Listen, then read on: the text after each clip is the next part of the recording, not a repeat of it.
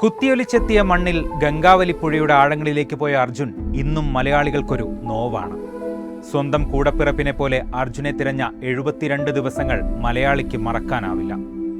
മൺകൂനയ്ക്കുള്ളിൽ ജീവന്റെ തുടിപ്പുമായി അർജുനുണ്ടാകുമെന്ന പ്രതീക്ഷയിൽ ഓരോ മലയാളികളും കാത്തിരുന്ന ദിനങ്ങൾ. ഷിരൂർ ദുരന്തം മലയാളികളുടെ ഹൃദയത്തിൽ തീകോരിയിട്ടപ്പോൾ കേരളം ഒന്നടങ്കം ഒരു കുടുംബമായി മാറി. കോഴിക്കോട്ടെ കൊച്ചു വീടുകൾ മുതൽ നഗരങ്ങളിലെ തിരക്കേറിയ തെരുവുകൾ വരെ ജനങ്ങൾ ഒന്നിച്ചു.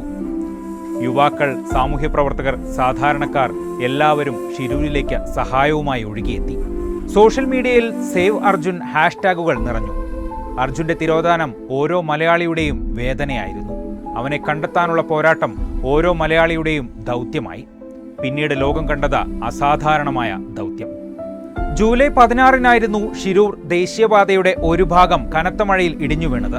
പ്രദേശത്ത് മണ്ണിടിച്ചിലുണ്ടായതും ചിലർ കുടുങ്ങിക്കിടക്കുന്നതുമായ വാർത്തകളാണ് ആദ്യം മാധ്യമങ്ങളിലൂടെ എല്ലാവരും അറിഞ്ഞത്. അപകടം നടന്ന് 2 ദിവസത്തിന് ശേഷമാണ് കോഴിക്കോട് സ്വദേശിയായ ലോറി ഡ്രൈവർ അർജുനെ കാണാനില്ലെന്നത് കുടുംബം പരാതിപ്പെട്ടത്. അർജുന്റെ ഫോണിൽ നിന്ന് ലഭിച്ച സിഗ്നലുകളുടെ പശ്ചാത്തലത്തിൽ നടത്തിയ അന്വേഷണമാണ് വൻ ദുരന്തത്തിന്റെ വ്യാപ്തി പുറത്തു കൊണ്ടുവന്നത്. ഗംഗാവലിപ്പുഴയുടെ കുത്തൊഴുക്കും പ്രതികൂല കാലാവസ്ഥയും ചൂണ്ടിക്കാട്ടി രക്ഷാദൗത്യം ആദ്യഘട്ടത്തിൽ ഇഴഞ്ഞു നീങ്ങി. അപ്പോഴും അർജുൻ അടക്കമുള്ളവർക്ക് എന്താണ് സംഭവിച്ചത് എന്നതിൽ അവ്യക്തത തുടർന്നു. ഇതോടെ മലയാള മാധ്യമങ്ങൾ ഷിരൂരിലേക്കെത്തി. പ്രതികൂല കാലാവസ്ഥയിലും രക്ഷാപ്രവർത്തനത്തിന്റെ തത്സമയ വിവരങ്ങൾ ലോകത്തിന് മുന്നിലേക്ക് എത്തിച്ചു. ഇതോടെ പേരിന് മാത്രമായ രക്ഷാപ്രവർത്തനം കാര്യക്ഷമമായി മുന്നോട്ടു പോയി. ഷിരൂർ ദുരന്തം ഭരണവകുപ്പുകളുടെ ശക്തി ലോകത്തിന് കാണിച്ചു കൊടുത്തു. കേരളം, കർണാടക, ഗോവ എന്നീ സംസ്ഥാനങ്ങളിലെ ദുരന്ത നിവാരണ സേനകൾ, NDRF, SDRF, നാവികസേന, തീരസംരക്ഷണ സേന എല്ലാം ഒരു യോദ്ധാവിന്റെ ദൃഢനിശ്ചയത്തോടെ ഒന്നിച്ചു. ഗംഗാവലി നദിയുടെ അഗാധതയിൽ നിന്ന് അവശിഷ്ടങ്ങൾ നീക്കാനും തിരച്ചിൽ നടത്താനും ഡ്രോണുകളും അത്യാധുനിക ഉപകരണങ്ങളും ഉപയോഗിച്ചു. കേരള സർക്കാർ അർജുന്റെ കുടുംബത്തിന് സാമ്പത്തിക സഹായം പ്രഖ്യാപിച്ചതോടൊപ്പം രക്ഷാപ്രവർത്തനത്തിന് നേതൃത്വം നൽകി. ഈ ഏകോപനം ഒരു യുദ്ധത്തിന്റെ തന്ത്രം പോലെ കൃത്യവും ശക്തവുമായി.